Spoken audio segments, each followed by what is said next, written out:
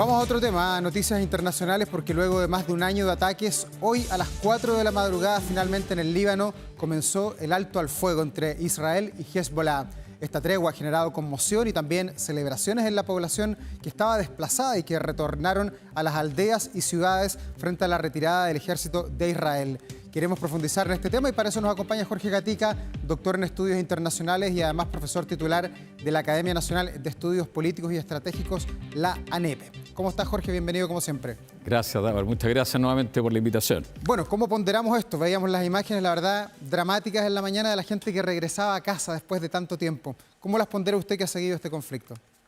Bueno, en primer lugar, como siempre acostumbro a decir al inicio de mis palabras, voy a tratar de dar algunos datos para cooperar a entender este conflicto. No obstante, es desde una perspectiva absolutamente académica y no tomo parte alguna por ninguno de los bandos en conflicto. Siempre es una buena señal que exista un cese al fuego, porque evidentemente aliviana la violencia, las víctimas, etcétera. Pero yo sería un poquito cauto con esto. Este es un cese al fuego, pero que está en un contexto mayor. Es un cese al fuego que no es un tratado de paz, no es una tregua, no es un armisticio, sino es simplemente un cese al fuego, es decir, una manifestación explícita de no ejercer la violencia durante 60 días. O sea, para usted esto no es el fin de la guerra, como leí en la mañana, escuchaba que algunos dicen, bueno, de esto ya no hay más balas acá, finalmente no se disparan más tiros. ¿Usted no comparte esa teoría? Exactamente, yo sería bastante más cauto. Definitivamente el problema de fondo, que es el que origina esta guerra, y sabemos que es una crisis, ya lo hemos conversado en oportunidades anteriores, que es una crisis dentro de un conflicto que es permanente y que tiene pic como el de ahora, pero que permanentemente está en el área. Esta crisis se origina porque hay países, hay grupos que no quieren el Estado de Israel ahí, definitivamente, y eso no se ha resuelto. Y por otro lado, Israel, que tiene, por supuesto, la sensación de una amenaza existencial, tampoco ha resuelto su problema. En consecuencia, esto es una buena señal, pero hay que tomarla con la cautela necesaria. Es una esperanzadora señal, pero hay que tomarla con mucha cautela. En política internacional se trabaja sobre la base de señales, y las señales son manifestación de capacidades y también de voluntades. Entonces lo que está demostrando ahora Israel es una señal de voluntad de intentar alcanzar algún grado de disminución de la violencia.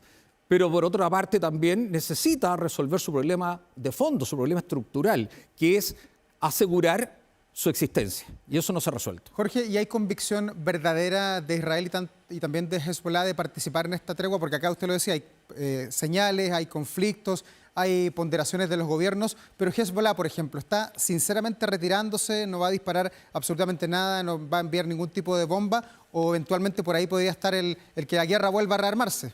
A ver, Hezbollah de partida ya sabemos que es una facción. Es un grupo paramilitar, no representa los intereses de un Estado en particular.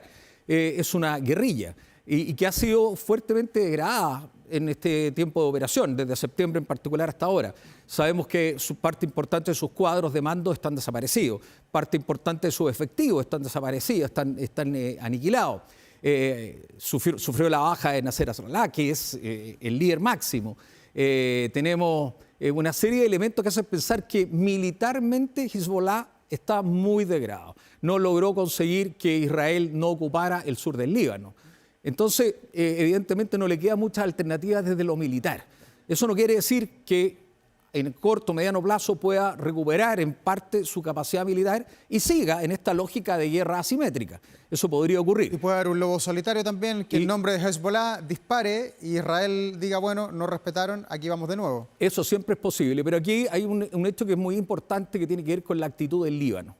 El Líbano, el Estado, como Estado, tenía que garantizar que la zona que está entre lo que se llama la línea azul y el río Litani no se produjera violencia. Ese era, de acuerdo a la resolución 1701 de Naciones Unidas del año 2006, el Estado del Líbano, a través de su ejército y usando también la Fuerza de Paz, UNIFIL en particular, tenía que garantizar que en esa zona no hubiese actividad militar. Y eso no lo logró, por diversas razones que no son del caso analizar ahora, son bastante más profundas, pero no se logró. Entonces ahora sí hay una actitud, el primer ministro declaró que ante una posible cese del fuego, el Líbano tomaría personalmente la acción de resolver esto y evitar que se produzca nuevamente acciones de Hezbollah contra Israel. Entonces, hay que entender que el Líbano ha sido fuertemente golpeado con esto. Hay 800 hectáreas de tierras agrícolas devastadas, hay 1.700 edificios y más de 14.000 destruidos y más de 14.000 con daño, 500 millones de dólares en daño en infraestructura. Se supone que el PIB del Líbano durante el año 2024 va a decrecer en un 30%. En general, el Líbano está muy afectado con esto. No nos olvidemos que el río Litani es el que permite la irrigación de toda la zona sur agrícola del Líbano. Entonces, el Líbano también tiene que hacer algo y se está haciendo cargo, parece ser, de su rol de garantizar que Hezbollah no siga operando. Y en avanzar a esta tregua también influyó de alguna manera que Israel también tuvo bajas, siendo un ejército poderosísimo a nivel mundial, donde en la Franja de Gaza, que ya le voy a preguntar sobre ese tema, parece llegar permanentemente la victoria, una ofensiva militar más exitosa. Aquí tuvo baja, aquí murió gente que había nacido en Israel, le dolió a los israelíes. ¿Puede haberse puesto eso también como argumento para aceptar esta tregua? Sí, bueno, evidentemente a Israel no le resulta fácil sostener, ya hemos hablado, hubo en algún minuto 7 frentes, y este es uno de los más importantes. Tuvo bajas, tiene alrededor de 150 bajas entre civiles y militares. Pero yo también sería cauto en eso.